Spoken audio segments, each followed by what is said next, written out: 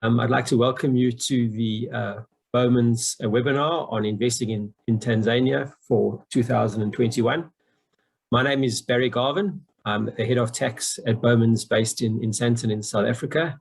And it's really an honor for me to be able to introduce you to our webinar today. Before I hand over to Wilbert and his team, I'd just like to run through a few housekeeping matters, which will hopefully enhance the webinar experience for you. As participants, your mics are automatically muted. But if you have any questions during the webinar, please feel free to add them into the Q&A tab, which is at the bottom of the screen. We'll try to answer any questions that you raised during the seminar, but if we don't get a chance to do so, we will make every effort to contact you afterwards and see if we can answer your questions. Finally, this webinar will be recorded and it will be placed on our website later today. That website is, as hopefully you know, www.bowmanslaw.com, www.bowmanslaw.com. I'd like to hand over now to my colleague, Dr. Wilbert Kapinga.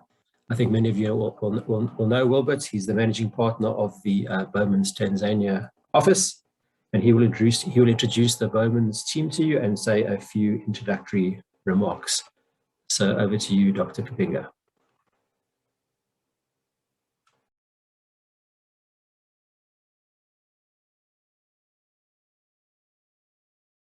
So, Walter, I think you're still on mute there. The whole thing, yeah. Thank you very much, Barry, for the kind words.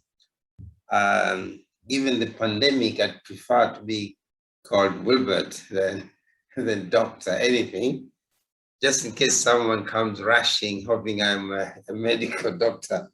So anyway, from our side in Dar es Salaam, we have Jacqueline Tarimo, who is a very, very senior associate in our office. She will address the legal and regulatory environment and issues connected with that. And then our next in the team is Fabiola Ssebuyoya. She is a senior tax advisor, very experienced in tax administration. She's an ex-PwC tax advisor. So the tax component will be managed by her. These two are really the brain and children of the project you see today, with the support from Butler, Masentle, and Buti from the South African office, and of course, Barry. Now, having done the introduction, I was asked to give brief remarks on the state of the economy and why anybody should think of investing in Tanzania. Now, given our recent history, it's not a very easy thing to start selling Tanzania to foreign investors, but I must admit that lots of things have happened in the last 6 months, and we didn't know what was going on, but everything that happens for a reason. During last year, you must have seen reports that Tanzania graduated from a low-income country to a lower middle-income country status. And maybe this achievement could be attributed to some very sustained macroeconomic stability, which supported the growth and also the vast natural resources which Tanzania is endowed with. And of course, the geographical position of Tanzania in East Africa, not to forget the large population it has. It has a population of about 60 million people, which is leading both in size and numbers in the region.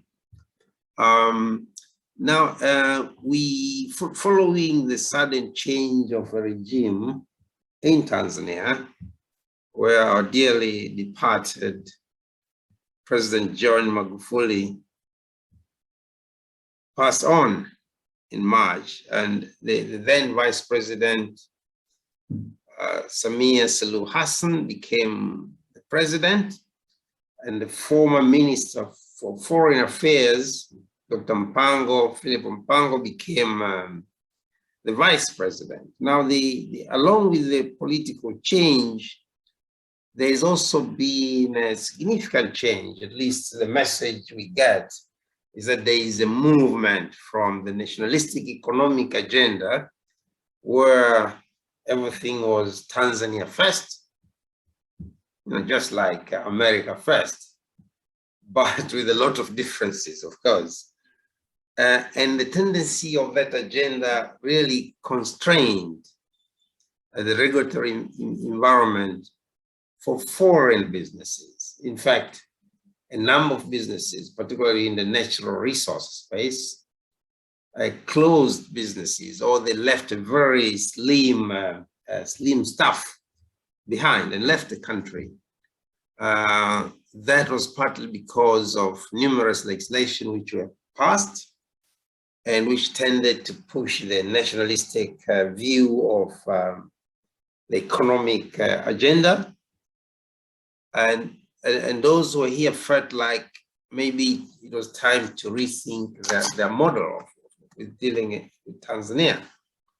So that was concerning, because along with that were huge projects which were being pursued in the nationalistic economic agenda. Things like the dam, the Stigler's Gorge Dam, it's huge. It costs billions of dollars. The SGR, the railway, the modern railway, which is to run some 1,500 kilometers. And of course, in Dar, there were lots of infrastructure projects, including a bridge over the Indian Ocean, named Tanzanite Bridge. Now, all these required money.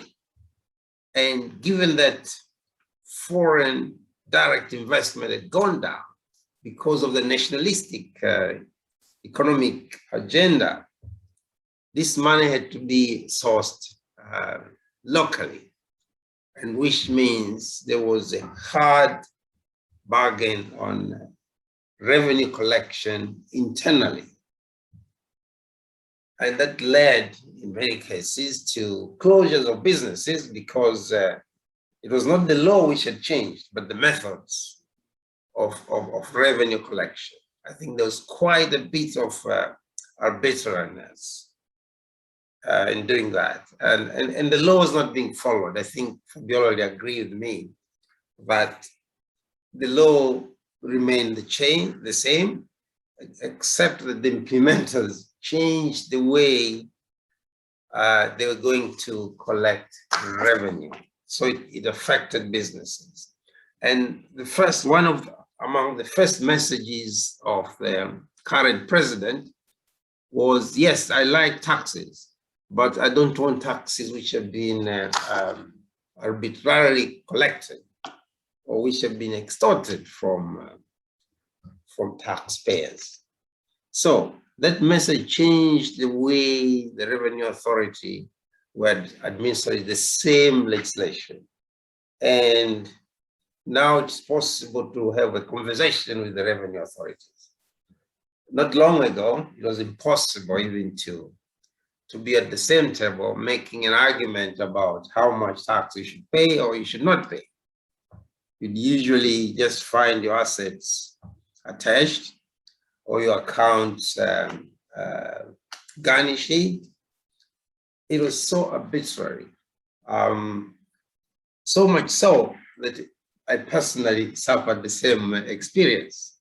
I had my accounts wrongfully closed because I was a director in some delinquent company. I mean, even without notice, it should have been possible to just tell me, listen, there's this company which is delinquent, you're a director there, how are you going to deal with it? No, I just had my accounts blocked.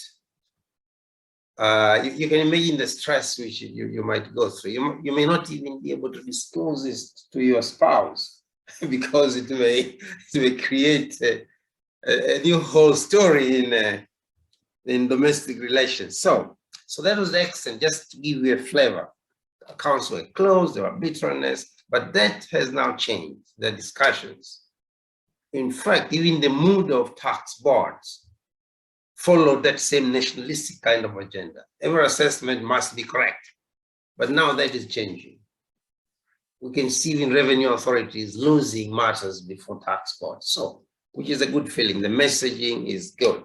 Now, of course, it hasn't been a long time, and what the current administration has done regionally, one thing which it has done is to address non-tariff barriers to trade within the region.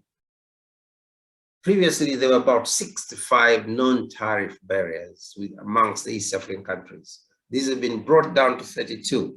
And if my record, my reading is right, I was told by the end of the year, they intend to eliminate the remaining 32 non-tariff barriers, which is a very good sign.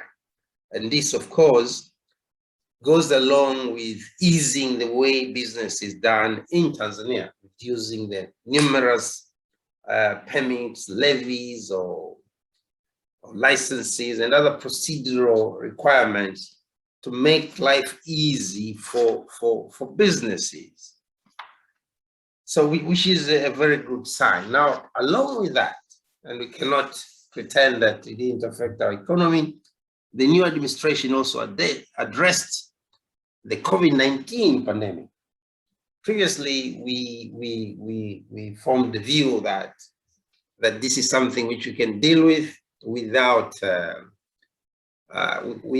ventilators, without any modern medication. You know, we could deal with the natural herbs and prayer. Now that has changed. The president said, no, we're not living in an island. We need to review this, get scientific advice on how we proceed. That advice was provided. And in addition to taking the usual measures against the pandemic, you know, masks, washing up, social distances, the president, the government agreed to allow the importation of vaccines, which as we speak are rolling out. And I think, truth be told, that because we spent a whole year without bothering to deal with COVID, we probably developed some herd immunity in a way, because we certainly suffered. We got all kinds of ailments here and there. And for those who are young, they survive. And maybe it may not bother them too much.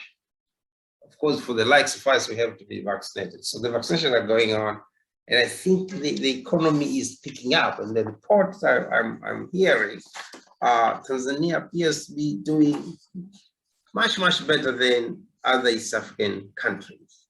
So there's a blueprint in place for regulatory reforms to allow for better investment in Tanzania in terms of allowing business, particularly for foreigners.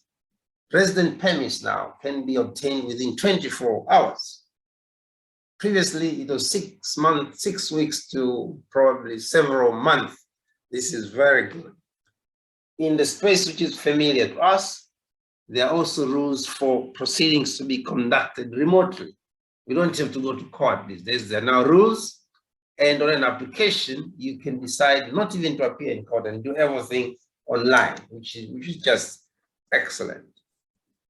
Even within the dreaded tax administration, a lot of it is being moved from manual to electronic kinds of filings, which makes doing business very easy, including the application of business licenses online.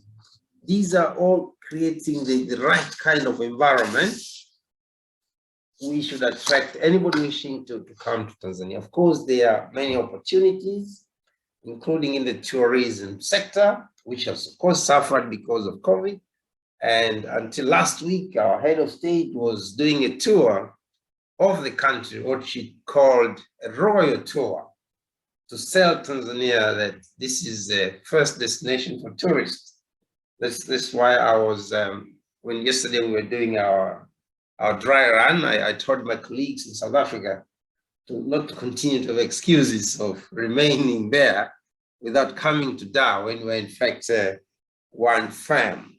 So there's tourism, there's also opportunities in agriculture, and there is a specific policy now pushing for large-scale commercial farming, various products, including wheat, sugar, coffee, tea, and sugarcane farming. And in telcos, there's still an opportunity, although this is an old, very, very heavily beaten dog in the street. But the penetration as we speak is only at 61%. So there's still plenty to be done in the telecoms space. The mining sector is, of course, interesting. It is the highest contributor to Tanzania's gross domestic product. And this has been shown even by the first quarter of this year. So this is one area where there's great potential, and there are movements I see of trying to reform some of the legislation which were constraining foreign investment. And as we speak, there are numerous special mining licenses in the pipeline, which means there's significant interest in that space. In the natural gas, this is one area which suffered after the nationalistic agenda, which came in 2016, 2017. Discussions on the LNG plant, the liquefied natural gas plant. It's a huge endeavor for production of oil and gas, or gas in particular, in Tanzania, where there are huge reserves. As we speak, there are already discussions. They're going slow, but this is going to be revived. So these are some of the, of course, the other areas like fisheries, which are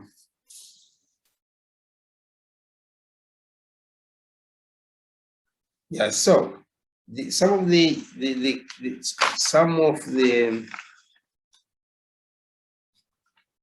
key challenges, of course, are Tanzania's global ranking in governance matters over the past year wasn't the greatest, and civil society, parliament, citizens, they're all demanding that government acts more responsibly in the midst of all that's happening, which is an important sign, because if the democratic space has begun to open for people to make these open demands, it helps even improve how people relate to each other in economic terms. So, if I may conclude, I've avoided citing numbers. I'm kind of allergic to numbers and percentages, because sometimes context may be misleading when you say this percent, that percent, this much of bags of wheat may not mean anything. So I would say that Tanzania still remains a desirable location for investment because of its many resources and opportunities. Now coupled with the new regime, it's like I'm like a public relations manager for the new presidency. No, not that. I'm just saying what I believe I see on the ground, and those, of course, there will be differences. And I must say, I can add there that things have not changed immediately. After working on a particular model for 5 to 6 years, sometimes it's not very easy to just change gear. And Jacqueline and Fabiola agree with me, we sometimes get problems with regulators. You do not understand how they behave in a particular way, even on very straightforward points. But I keep telling my colleagues, you know what? It's the mind frame.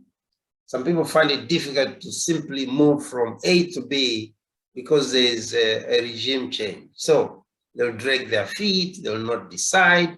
Maybe some still believe in the old project. So let us give ourselves time, and the possibilities are many, particularly because the new administration is given priority to these developments.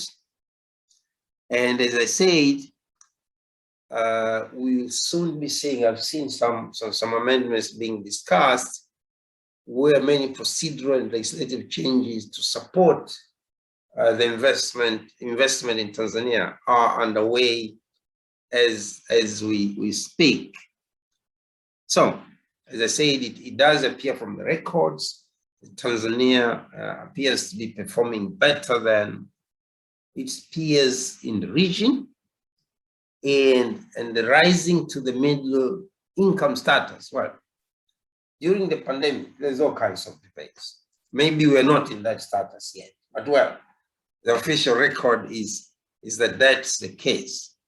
So Tanzania's sustained economic growth makes indeed a strategic investment destination to potential investors. This is my view with all the qualifications I gave during my presentation. I'm sorry, I wasn't told how long I should be speaking. Thank you for your attention. I will stop here and go back to Barry. I think Barry is like managing the process for the next present. I don't know who it will be. And Barry has a note in front of him. I don't have any. Thank you very much for your attention. Thanks very much, Wilbert. And as always, your timing was precise, and we thank you for that. So I think, Jackie, are you going to go next? Over to you to chat about some of the aspects that Wilbert introduced. Thanks, Jackie. Yes, thank you. I'm going to talk about the legal considerations for investments in Tanzania, and I'll go straight to formation of entities. So when investor wants to invest in the country, they would have to consider how they're going to put the investments in the country. This would be either in the form of setting up a new entity or registration of a branch, or acquiring a business or shares in an existing entity by way of allotments or a share transfer. So when one wants to set up a new entity, there's an option of setting up a local subsidiary. So this subsidiary would be registered at the Registry of Companies, and the general requirements are to have a minimum of 2 directors and 2 shareholders. And then there are no quite restrictions on general restrictions on share capital. However, if it's a regulated sector, then specific share capital requirements for that particular sector would need to be considered. And these are such as the telecoms, mining, insurance, and then there's also no requirement to have resident directors. However, in practice, we have seen the tax authority requiring entities set up in the country to have at least 1 resident director. And then we also have some specific sectors where a resident director is required. For instance, I understand insurance brokers need to have at least 1 resident director, and this would be the director who is managing the day-to-day business of the company. And then there's also an option of registering a foreign branch. So this would be the foreign company would register a local branch here, and the shareholding directors would be the same as the foreign entity. So the constitutional documents of that foreign operant company would be submitted to the registry of companies. And then they would also have need to have a local permanent representative, since the directors and the shareholders are out of the country. Once the entity has been registered, there are various post-incorporation or registration requirements. For instance, applying for a taxpayer's identification number. This is done at the tax authority, obtaining the business licenses, and then if it's a regulated sector, they'll need to apply for various specific licenses or registrations. For instance, if it's telecoms, they would need to apply for the relevant license from the telecommunications authority. If it's a bank or banking license needs to be obtained from the central bank. If it's a mining license, it has to be obtained from the Mining Commission. And then there are registrations with contractors, registration board, engineers boards, and insurance. They need to get a specific insurance or brokerage license from the regulator of insurance. And then there are other registrations like the social security funds registrations, workers' compensation funds, and the occupational self and health registration certificates. And then there's VAT registration. I think Fabiola will speak more about this later. This would also be applied for as may be required. So once all these licenses and registrations have been obtained, then the entity will be able to start business. Another option of investing in the country, as I mentioned earlier, is also through an acquisition of shares. This could be by way of a transfer from an existing shareholder to a new shareholder, or by way of issuance of new shares to the foreign investor. Or it could also be by way of acquiring a business, an existing business, or assets of a certain business. So when it comes to acquisitions, there are also restrictions or approvals that need to be obtained from the various regulators. And there are also restrictions which apply for different sectors. For instance, if the investor wants to invest in real estate, there are restrictions on ownership of land.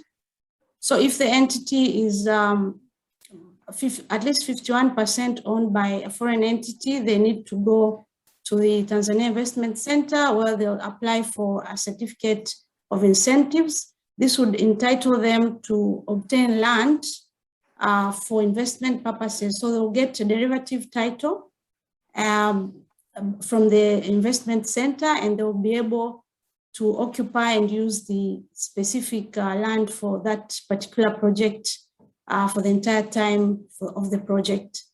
And then there are also minimum shareholding requirements for specific sectors. So this would also need to be considered in acquisition of shares, so that the particular investor complies with the local requirements for shareholdings for that particular industry.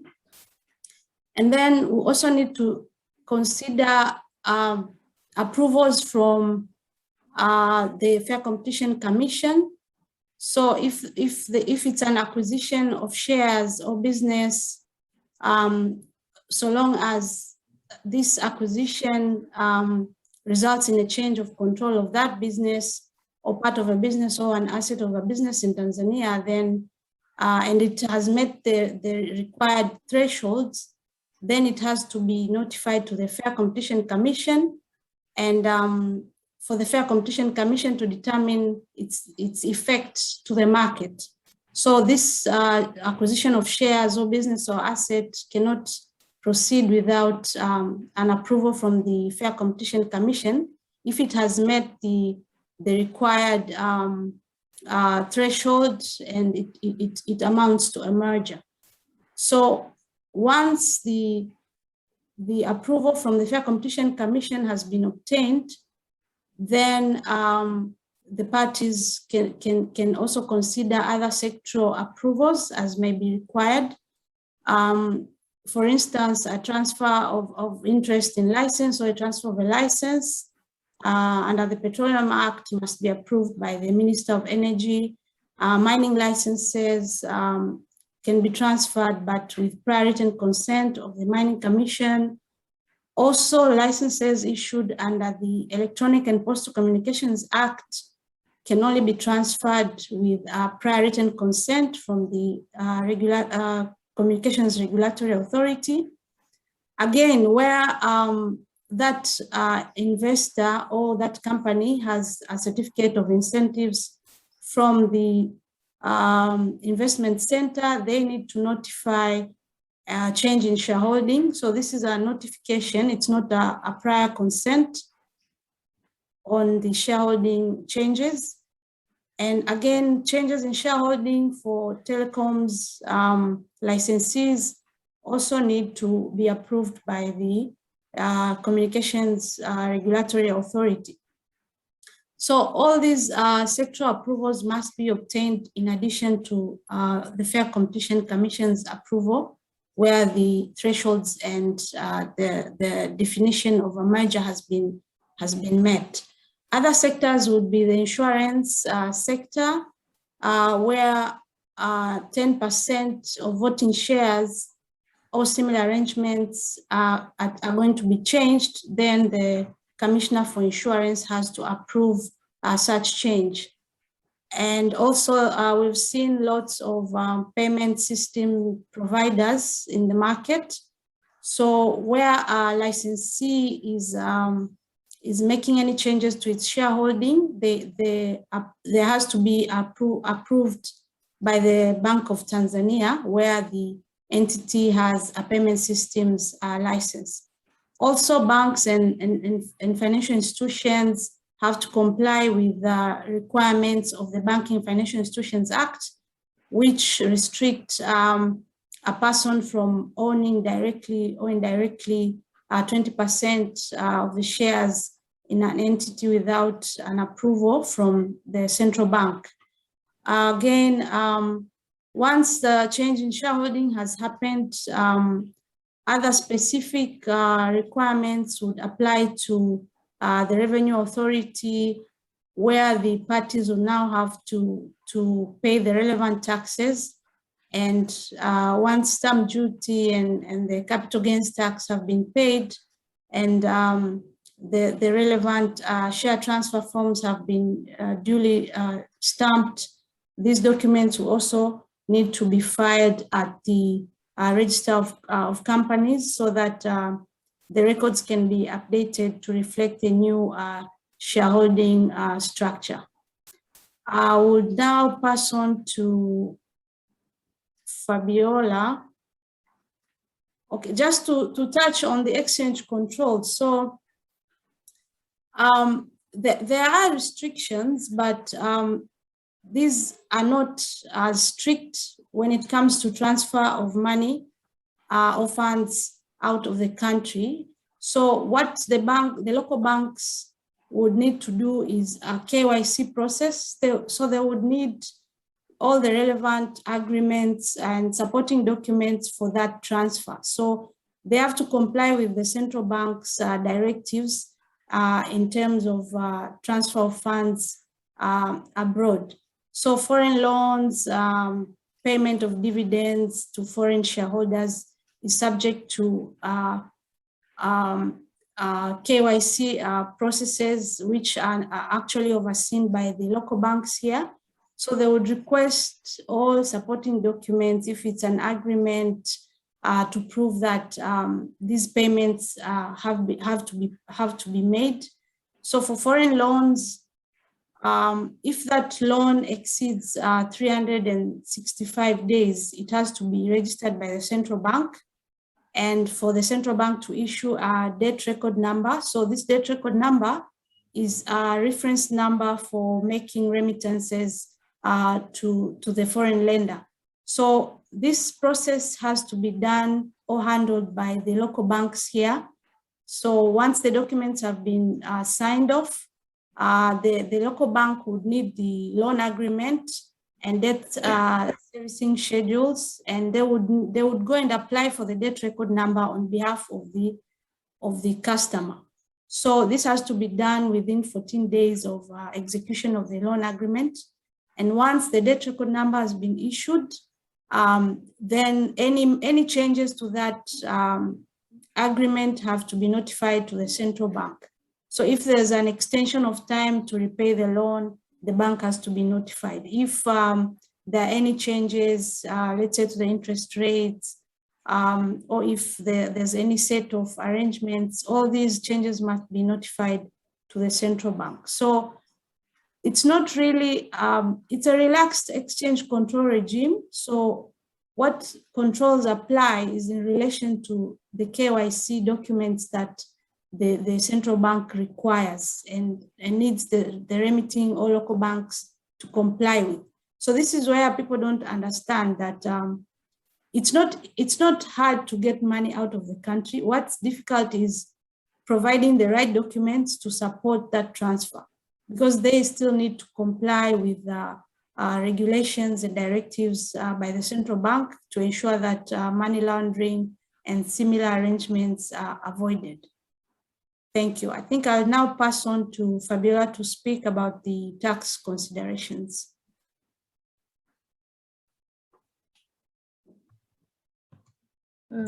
Thank you, Jackie.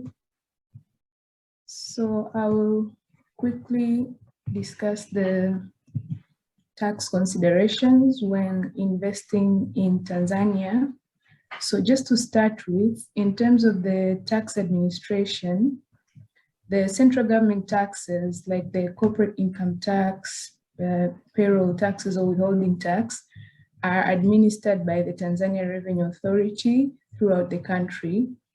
But for other taxes like VAT, excise, and other local taxes, Zanzibar has its own board, which is called the Zanzibar Revenue Board. So it has its own rules and legislations on how these taxes are administered. And then over time, we have seen the TRA gradually moving from manual filing processes to electronic filing processes. So currently, we know that the corporate income tax returns or VAT returns and payroll returns are filed electronically, which we believe is a very good move because it reduces the administrative costs. And then in terms of international cooperation, Tanzania is a member of 2 regional economic communities. That is the East African Community and the South African Development Community, the SADC. And generally, imports that come from countries within these communities are not subject to import duty, of course, having met the rules of origin criteria. And then the government is now working on ratifying the African Continental Free Trade Agreement, which we believe the current sittings or sessions of the parliament will do so in the next few days or months. And then in terms of double tax agreements, Tanzania has signed double tax treaties with 9 countries that includes Canada, Denmark, Finland, India, Italy, Norway, South Africa, Sweden, and Zambia. However, most of these treaties do not provide for lower withholding tax rates. So the rates are either the same as local withholding tax rates or higher. And then when setting up an entity in Tanzania, what would be the considerations in terms of deciding whether to set up a subsidiary or a branch from a tax perspective? So both the subsidiary and branch are subject to corporate income tax of 30%, and any distributions made to the shareholders or to the head office, any profit distribution, are both subject to tax of 10%, which for the subsidiary will be withholding tax, and for the branch will be tax on repatriated income.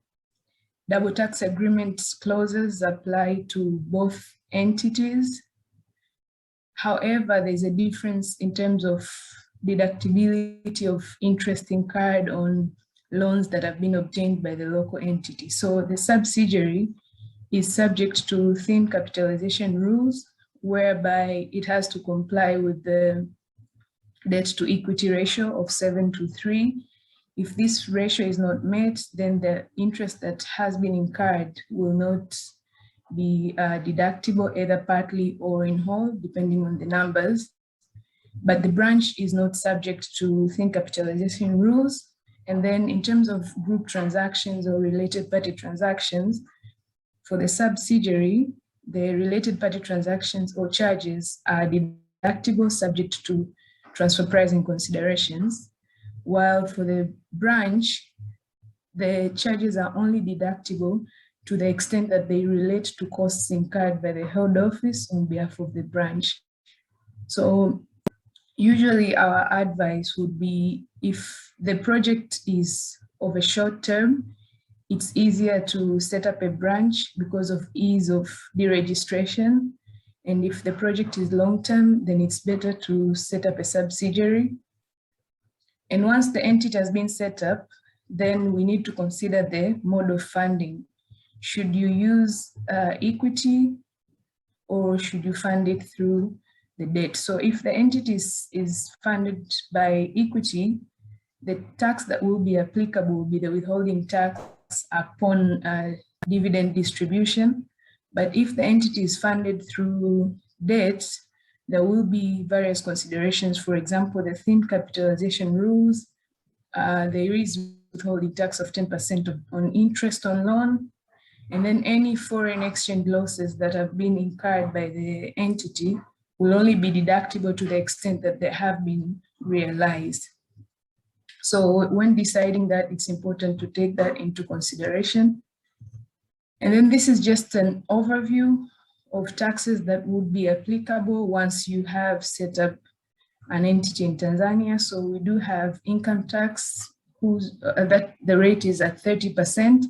But if the entity is in perpetual and relieved losses, if it has been making losses for a period of 3 years, then 0.5% tax starts to apply on the turnover. There are cases where new entities can get reduced corporate income tax rates. For example, the listed companies or pharmaceutical and leather industries. So maybe they could pay 20% for the first 5 years or so. And then in terms of withholding tax, various payments are subject to withholding tax in Tanzania. And that includes dividend and interest, as we have seen before. Royalty payments are subject to 15% withholding tax. Service fees for local providers of professional services, withholding tax will be at 5%, but for any other services received from foreign suppliers, withholding tax would be at 15%. And then for the mining sector, technical services or management services provided to the mining companies by local providers would be subject to 5% withholding tax and 15% for non-resident providers. In terms of payroll taxes, employees are subject to pay as you earn and 10% of pension contributions. So the rest of the payroll taxes are mainly payable by the employer, and that includes the other 10% of pension contributions, skills and development levy, which is at 4%, workers' compensation fund, which has just been reduced to 0.6%, which is also payable by the employers in the private sector. VAT is applicable at 18%, as the standard rate. Any exports of goods or services are subject to the zero rate, obviously subject to meeting the stipulated criteria. And then we do have a list of exempt supplies in the VAT Act. Import duties are generally at 0%, 10%, or 25%, depending on whether you're importing raw materials or capital goods, or semi-finished goods or finished consumer goods. So most of the finished consumer goods are subject to 25% duty, and capital goods are subject to 0 duty. There's also railways development levy, customs processing fee. Excise duty is applicable at various rates depending on the nature of the goods or services. And we also have local taxes, for example, service levy, which is payable as 0.3% of turnover to the local government authorities. So what incentives are available in Tanzania? So for the extractive sector, the incentives that are granted to this sector mainly come through the mining development agreements or the production sharing agreements. So the mining development agreements would be relevant for the mining companies, and production sharing agreements would be relevant for the oil and gas sector. And these agreements do set out obligations of each party. So the company would enter into the agreement with the government, and the agreement would clearly state what party is responsible for what, but it would also set out the exemptions that will be applicable to that investor. Now, what we have seen in practice is that most of these agreements would contain exemptions that are not in line with the domestic legislation. For example, the model MDA contains a mandatory obligation for the mining company to incur expenses in relation to charitable or community relations, just by the nature of the activities. But this expense is not granted any relief under the Income Tax Act. So these seem to be contradicting. Also, for example, the model PSA contains a VAT and import duty exemption for both contractors and subcontractors. But when you look at the VAT and import duty legislations, they limit the exemption to the contractors only. So it's very important when entering into such agreements to see whether the exemptions that have been provided do align with the local or domestic tax legislation. So incentives for other sectors include the Tanzania Investment Center. So this is a one-stop shop for both local and foreign investors, which helps the investors with setting up the business. So all the permits or registrations and licenses will be processed under one roof. So the benefits of having the strategic, and the investors who are registered with the TIC are granted a strategic investor status. And the benefits of being a strategic investor include an outright exemption from withholding tax when paying interest to a non-resident, unrelated bank. So if the entity has obtained a loan, when they're paying interest, there will be no requirement to withhold tax. Also, there is a 75% exemption from import duty on deemed capital goods. So if maybe the project involves a significant importation of goods, then you can get a 75% import duty exemption. There are other benefits that are not fiscal in nature, but for example, you can get an automatic entitlement to up to 5 work permits for the foreign employees at the beginning of the project. There is also the export processing zone, which is relevant to companies producing and exporting more than 80% of the goods, but also they need to have an annual turnover of more than 100,000 USD.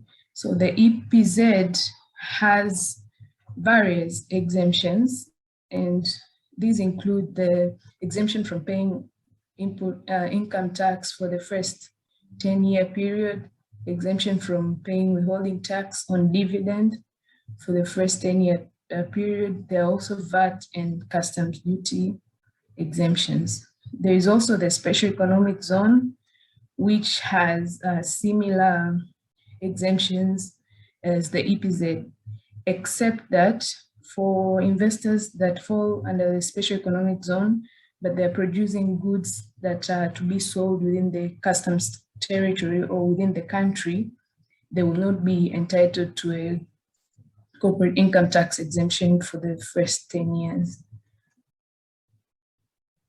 Now, once you have been granted, or when you're negotiating the incentives with the government, what do you need to look out for? It's very important to make sure that, one, like I had said earlier, the incentives are in line with the domestic legislation. But two, if the exemption is not specifically provided in the law, then there has to be an extra step for the Ministry of Finance to issue a document called a government notice that will be published in the Government Gazette.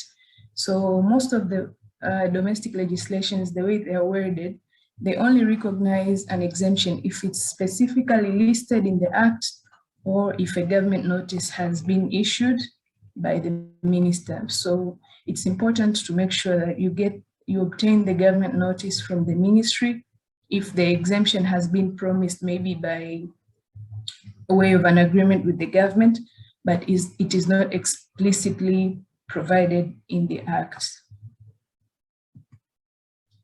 And other considerations include transfer pricing. So we do have transfer pricing rules in Tanzania, and this has become an area of increased focus by the Revenue Authority. And we have seen transfer pricing regulations were issued in 2018. And also the TRA has recently issued transfer pricing guidelines in 2020. But also the Income Tax Act was amended in 2020 because initially for an entity to be an associate, it was if the shareholding or interest is 50% or more, but is more than 50%. But the Income Tax Act was amended last year to deem an entity to be an associate if the interest is 25% or more.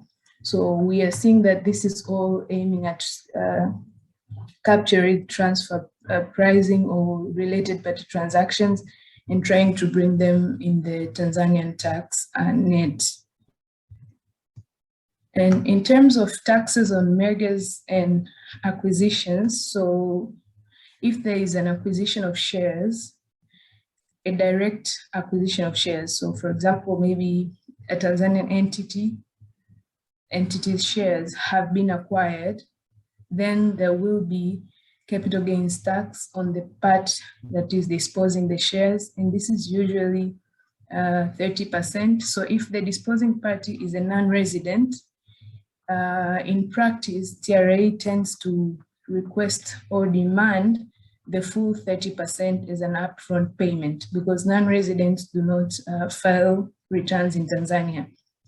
Otherwise, it would have been that you need to pay a 20% tax and then the rest would be paid as part of the final return. But because non-residents don't file returns in Tanzania, then in practice, TRA tend to demand the whole of it.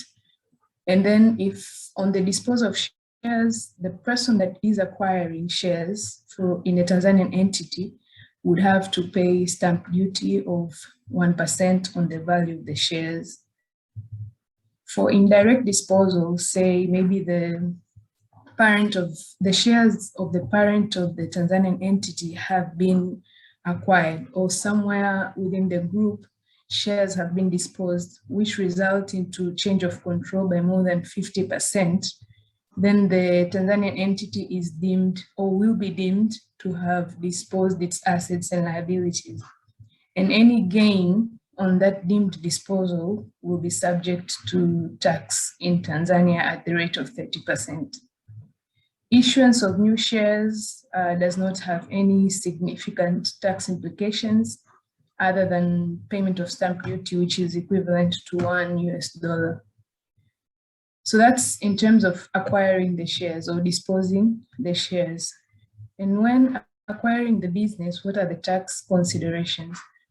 The gain on realized assets or liabilities will be taxable on the local entity, because the local entity will be the one that is disposing its assets and liabilities.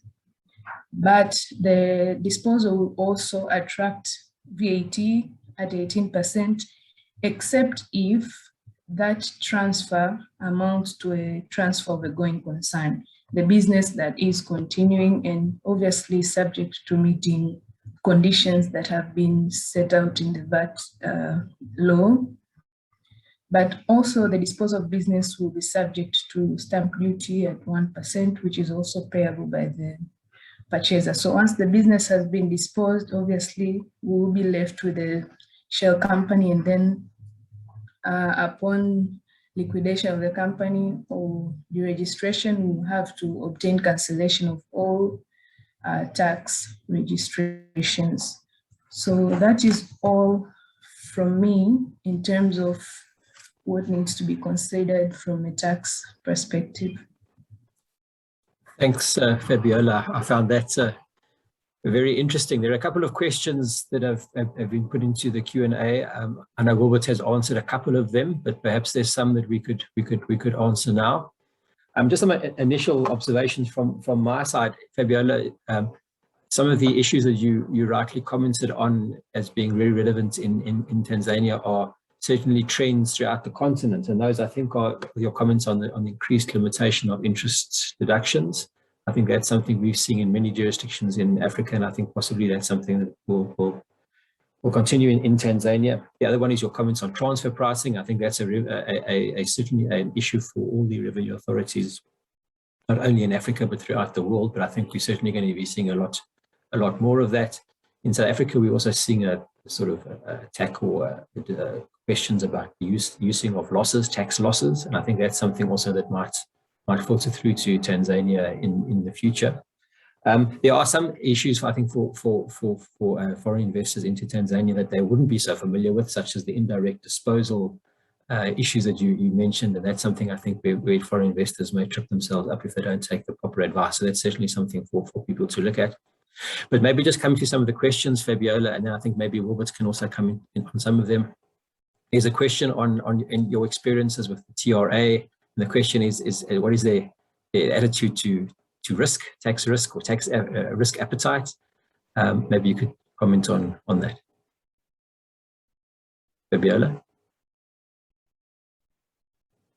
Sorry, Barry, can you clarify that question? I'm trying to look for it on the Q&A. The question is really just your experiences with the TRA, and I think the question really relates to how do they view transactions that are perhaps a bit more risky from a tax point of view. Right. So I think on that comment, my response would be more or less the same as what Wilbert had highlighted earlier. So before the current regime, the TRA was a bit rigid, or they were not trying to understand the points that the taxpayers were coming from on various transactions. But what we feel recently is that they're a bit more open to discussions, and if a transaction is not very clear, you can just set up a meeting with them, take them through the issues, and there is the probability that they will understand. Great, thanks. And then Fabiola, you did make some points in your presentation on double tax agreements. I noted there, I think there's only about 9, which is quite a few tax agreements for a country that's, I think, looking to attract foreign investors. My question for me, I guess, before the main question here is, do you think the country will try to enter into more double taxation agreements? And the question, the second question then is, where there are double tax agreements, are they recognized by the TRA as being part of the law? Right, so we are not aware of any intentions of the government signing more treaties other than the African Trade Agreement. But in terms of the TRA recognizing the treaty clauses, that has been a challenge, which, for example, for withholding tax on maybe management fees that are sourced from the other states in the treaties, the TRA has been very difficult in accepting that the withholding tax is not applicable, because they're arguing that that is income that should be taxed in Tanzania, whereas when you look at the treaty clauses, that is income that should be taxed in the country where the supplier is. So I understand there are various cases at the appellate bodies, but we haven't had a Court of Appeal ruling, which would definitely give us a final position. So in some cases, the TRA has been winning the cases at the lower levels, and in some cases, the taxpayers. But I'm aware there was a recent ruling in Kenya where the tribunal ruled in favor of the taxpayer and said that withholding tax was not applicable on management services sourced from South Africa based on the Kenya-South Africa DTA. So we hope that the appellate bodies will see some sense in that and probably adopt that ruling. Thanks, Fabiola. I think there are a couple of other questions which we can maybe deal with after the webinar. I think we are running out of time. But maybe just in closing, I'll ask Wilbert to say a few words. But before he does so, maybe just a question for Wilbert. Then there was quite a few questions that we got before the webinar on whether, you know, with this new change in the regime, if you want to call it that, the way of change of doing business and encouraging foreign investors into Tanzania, do you think, Wilbert, that there's likely to be some changes in the tax laws and perhaps even in the corporate laws to foster that and to encourage foreign investors? Maybe that's just a question for you, and then perhaps if you wouldn't mind just your closing remarks. Thank you very much.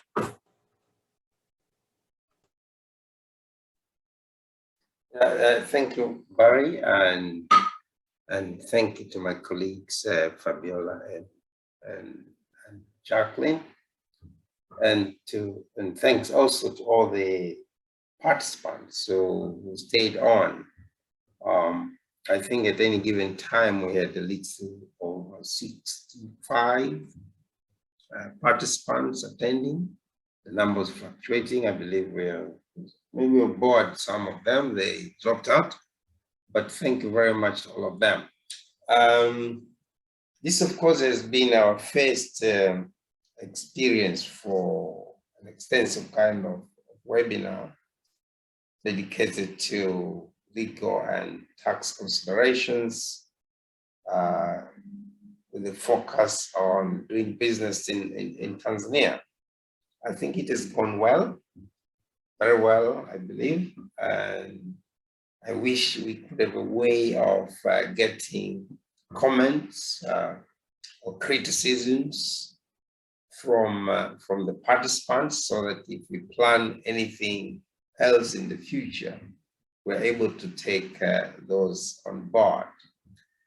Now, in relation to Barry's question, whether the new message you're getting will result into legal reforms which will attract more investments in Tanzania, my answer is yes. As we speak, some constraints within the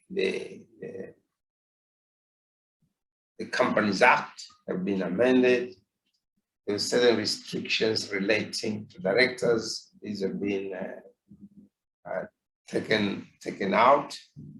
I've seen some amendments in relation to the mining legislation, but these are not very significant. There isn't a lot of clarity.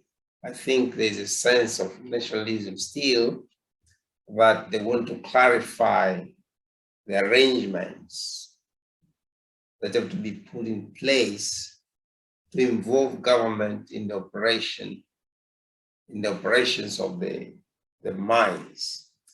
I do not know how they will reduce those into regulations, because I don't see how government can be involved in mining operations. My suspicion is there is some entity called the State Mining Corporation. It has not delivered since it was established in 1972. There's been loss making, and I think someone is telling them, you should start doing something. Of course, I do not know why they want to empower that entity by actually changing the law. Because from my experience, they were favored with a couple of tenders in some of the large mining operations. But they don't seem to deliver because they don't have the right equipment, they don't have the right personnel with the right capacity. So that's one area. It's being debated as we speak. So yes, the direction is there, but we expect maybe more changes in the next parliament when government have had enough time to look at to make a large overview of the issue, the constraints, which, for example, the Ministry of Industries and Trade has already listed all of those, a large list of things which need to be fixed. And the recent parliament was only for 2 weeks. I don't think that's good enough time to cover everything. So many of us are waiting to see what's going to happen in the session, which usually takes place end of October, sometime in November and December, to address those. If we don't see that movement, maybe we should organize another webinar and say, hey, we need to